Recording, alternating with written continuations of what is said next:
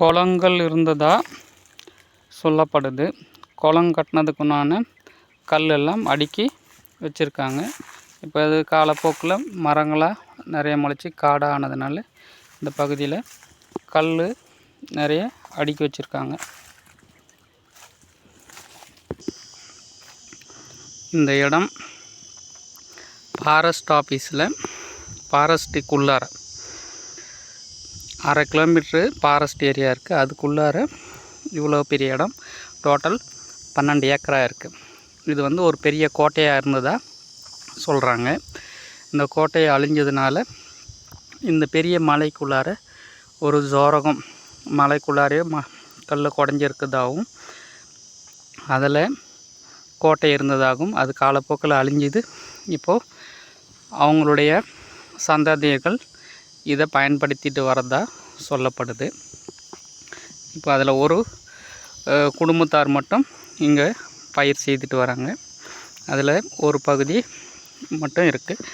மற்றவங்க எல்லோரும் இன்னும் பயன்படுத்தலை. இதை இப்போ வரைக்கும் அது காடாக தான் இருக்குது. அந்த காலத்தில் பயன்படுத்தப்பட்ட செங்கல், இந்த செங்கல்லாம் பாருங்கள் எல்லாம் இப்போ தான் மக்கி மண்ணாக ஆகிட்டுருக்கு. இந்த ஏரியா ஃபுல்லாகவே இது போல் செங்கல் நிறைய இருக்குது.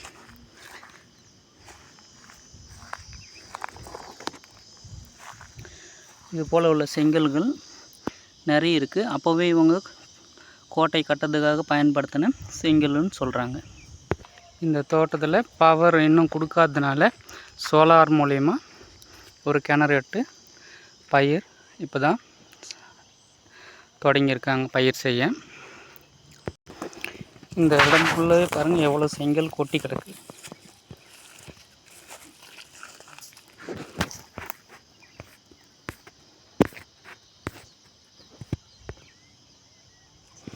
நிறைய செங்கல் கொட்டி கிடக்குது.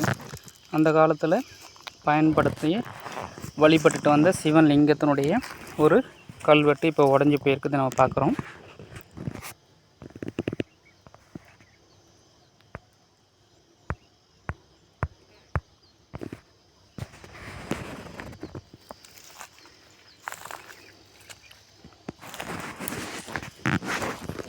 இதில் பாதி சிலையே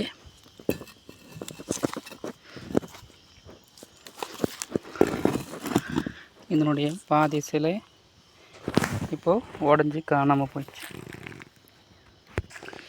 இதுதான் அந்த ஃபாரஸ்ட்லேருந்து வரக்கூடிய வழித்தடம் இருக்குது. ஆனால் இதுக்கு ரோடு வசதி இல்லை. இந்த வழியாக தான் வரணும். இங்கேருந்து 1/2 கிலோமீட்ரு பக்கம் உள்ளார போகணும். காலப்போக்கில் இதில் நடந்து இங்கே ஒரு சிலை இருக்குது. இந்த சிலை இது பெண் தெய்வமாக இருக்குன்னு நினைக்கிறோம். இதனுடைய தலைப்பகுதி உடஞ்சிருக்கு. அதனுடைய கோயில் கட்டின பனுக்கல். இந்த கல்லில் பாருங்க, கல்வெட்டுலாம் தமிழில் எழுதியிருக்காங்க. எழுத்துக்கள் எல்லாம் வடமொழி எழுத்து மாதிரி இருக்குது. இங்கே பாருங்கள் கா இருக்குது.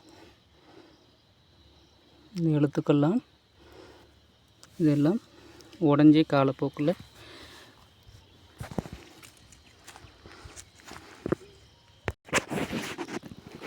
இது ஒரு சிலை. இந்த சிலை இது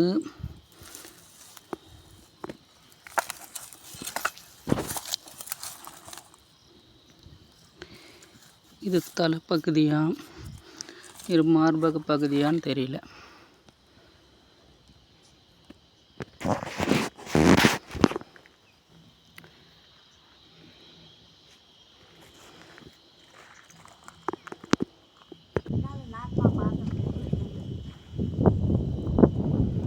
இது வந்து பனவுக்கல். அதாவது பனவுக்கல்னா தூண். இந்த தூண் இல்லை, நான் இருக்கிற பிளேஸ் வந்து பார்த்திங்கன்னா தென்பகுதி. அந்த கோட்டையுடைய தென்பகுதிக்கு வந்திருக்கோம். இந்த மலையை பாருங்கள், இவ்வளோ பெரிய மலைக்கு கீழே தான் அந்த கோட்டை அமைஞ்சிருக்கு. கிழக்கில் இருந்து நம்ம மேற்கு பார்த்தாப்புல இவ்வளோ பெரிய இடம் இருக்குது. இந்த வழி 2வது வழித்தடம். கோட்டைக்கு உள்ளார வர்றதுக்கு இது 2வது வழித்தடம். இந்த வழித்தடத்தில் பாருங்கள், எல்லாமே ஃபுல்லாக செங்கல்ல தான் இருக்குது. இதுதான் கோட்டையுடைய மதில் சுவராக இருந்திருக்கு. இந்த பகுதியில் தான் கோட்டையினுடைய மதில் சுவர் இருந்திருக்கு. இங்கே எல்லாமே இங்கிருந்து இந்த கோட்டையுடைய 4 பக்கத்துலேயும் இதே போல் கல்லுங்களை பார்க்கலாம். 4 சுவருடைய கல்லுகளை பார்க்கலாம். இந்த வழித்தடம் ஃபுல்லாகவே கல்லாக தான் இருக்கும்.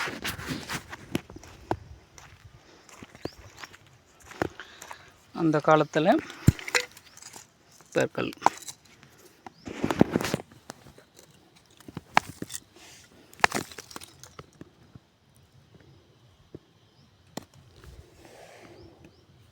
இப்போ உடைச்ச கல் இப்படி இருக்கு பாருங்க.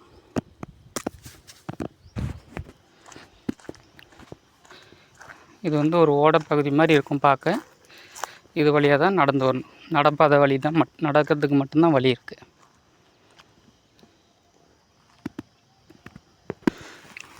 இங்கே ஒரு ஏரோ மார்க் இருக்குது பாருங்கள். இந்த ஏரோ மார்க்கு இதோட கிழக்கு பகுதி முடிஞ்சது. இங்கே ஒரு இது பாருங்கள், கல் வச்சு இதெல்லாம் வந்து